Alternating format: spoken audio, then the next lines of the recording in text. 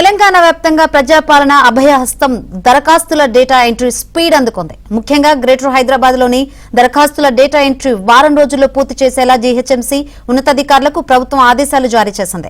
దీంతో జీహెచ్ఎంసీ పరిధిలో 6,000 మంది సిబ్బందితో 3 షిఫ్టుల్లో ప్రజాపాలన దరఖాస్తుల ఎంట్రీ కొనసాగుతుంది. ఇక ఇదే అంశంపై మరింత సమాచారాన్ని మా ప్రతినిధి నుమాన్ అందిస్తారు. రాష్ట్ర వ్యాప్తంగా ప్రజాపాలన దరఖాస్తుల డేటా ఎంట్రీ కొనసాగుతుంది. ఇక ముఖ్యంగా ఇటు గ్రేటర్ హైదరాబాద్ పరిధిలో 6 జోన్ల పరిధిలో అయితే దాదాపు 6,000 మందికి పైగానే సిబ్బందితో ఈ డేటా ఎంట్రీ కార్యక్రమం అయితే కొనసాగుతుంది. సో జనవరి 17 కల్లా ఈ కంప్యూటర్ ఎంట్రీ పూర్తి చేసి ఆ తర్వాత లబ్ధిదారుల ఎంపిక పూర్తి చేయాలని కూడా ఇప్పటికీ అధికారులు కూడా టార్గెట్ పెట్టుకున్నటువంటి పరిస్థితి కూడా కనిపిస్తుంది చెప్పచ్చు. సో ప్రస్తుతం మనతో పాటు మాట్లాడడానికి GHMC Congress floor leader Garpalli Rajasekhar గారు ఉన్నారు. రాజశేఖర్ గారితో మాట్లాడదాం. సార్ చెప్పండి, ఎట్లా కొనసాగుతుంది ఏంటి మొత్తం, ముఖ్యంగా మీ డివిజన్ కానివ్వండి ఎల్బీ నగర్ కాన్స్టిట్యున్సీకి సంబంధించి? ఎల్బీ నగర్లో మొత్తం 40,765 అప్లికేషన్స్ వచ్చినాయి. అన్ని కూడా చాలా నీట్గానే అంటే స్క్రూటినీ చేసుకుంటూ పోతున్నారు. ఎస్పెషల్గా నా డివిజన్కి వచ్చే వరకు ఈరోజు క్లోజ్ అండి. నా డివిజన్లో ఎన్నైతే అప్లికేషన్స్ వచ్చినాయి, more than 8,000 అప్లికేషన్స్ వచ్చినాయి మా డివిజన్లో. అన్ని అప్లికేషన్స్ కూడా ఈ సాయంత్రానికల్లా మా దగ్గర 0 అంటే ఎంట్రీ అనేది లింగోగూడ డివిజన్ ఎస్పెషల్గా నాకు సంబంధించిన డివిజన్లో ఎంట్రీ అనేది ఒక్కటి కూడా ఉండకుండా అన్ని ఎంట్రీ చేసేస్తున్నాం. ఈ రోజు అన్ని క్లోజ్ చేస్తున్నాం. Actually we have enough time. 19th first time ఇచ్చారు గవర్నమెంట్, తర్వాత 30th వరకు కూడా ఎక్స్టెండ్ చేసి టైం అనేది.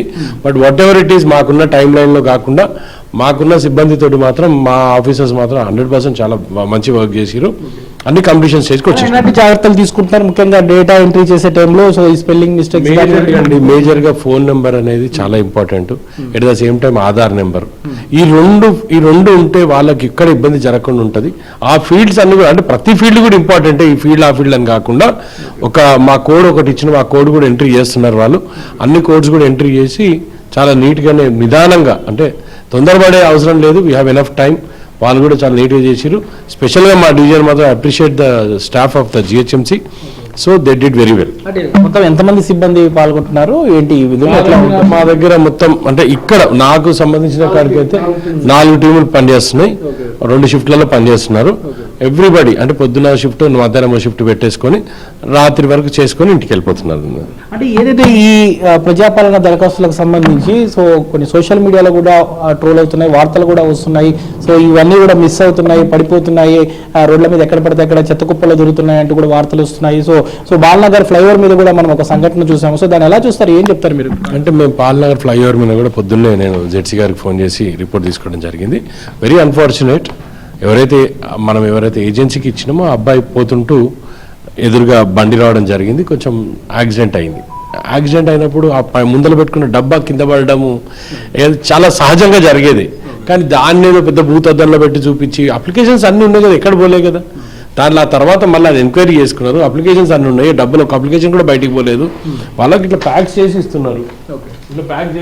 అన్ఫార్చునేట్లీ ఏదో ఒక థ్రెడ్ తెగిపోయి కింద పడ్డంతో మాత్రాన మనం అంత రానంతం చేస్తే మనం మనుషులం అండి. ఎదురుగా బైక్ వచ్చింది, అబ్బాయి ఏం చేస్తాడండి చెప్పండి. మాట్లాడడానికి సిబ్బంది కూడా ఉన్నారు. సో చెప్పండి, అసలు డేటా ఎంట్రీ చేసేటప్పుడు ఎలాంటి జాగ్రత్తలు తీసుకుంటున్నారు? సార్ మా దగ్గర వార్డ్ ఆఫీసు 4 ఉన్నాయి సార్. వార్డ్ ఆఫీస్లో 4 డివిజన్స్ ఉన్నాయి సార్. ఏ డివిజన్కి ఆ డివిజన్లో మనం అప్లికేషన్ తీసేసుకొని డేటా ఎంట్రీ ఆపరేటర్ని రిక్రూట్మెంట్ చేసుకొని వాళ్ళతో వర్క్ తీసుకుంటాం sir. Each and every application త్వరగా తీసుకుంటారు మా వాళ్ళు. త్వరగా ఉన్న అప్లికేషన్స్కి సీరియల్ నెంబర్ ఇస్తాం రిజిస్టర్లో. రిజిస్టర్ నెంబర్ కూడా యాడ్ చేసుకొని అవన్నీ కంప్యూటరైజ్ చేస్తున్నాం సార్. అంటే ఈ కంప్యూటరైజ్ అయిపోయిన తర్వాత ఇవన్నీ ఫామ్స్ మరి ఎట్లా భద్రపరుస్తారా? మా పై అధికారులు అది ఎట్లా ఇన్స్ట్రక్షన్స్ దాని ప్రకారం దాన్ని ప్రిజర్వ్ చేసి తర్వాత ఎంక్వైరీ ఇట్లా దాన్ని ప్రాసెస్ చేస్తాం.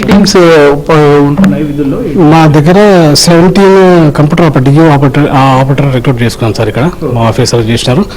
మాకు వాళ్ళతో పని తీసుకోమని చెప్పిన వాళ్ళు దాని ప్రకారం వర్క్ సాల్వ్ చేస్తున్నాం సార్.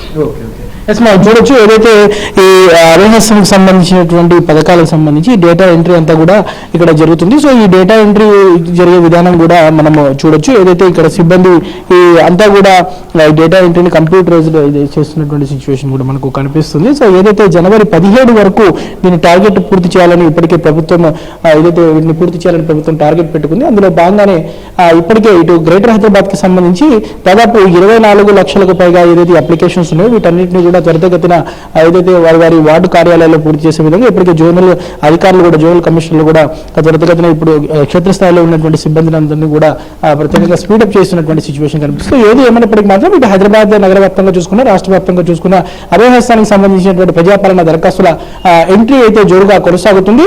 రానున్న 2-3 రోజుల్లోనే రాష్ట్ర వ్యాప్తంగా ఇదంతా పూర్తి చేసే విధంగా కూడా ఇప్పటికే సిబ్బంది కూడా స్పీడప్ చేస్తున్నటువంటి పరిస్థితి మనకు కనిపిస్తుందని చెప్పొచ్చు.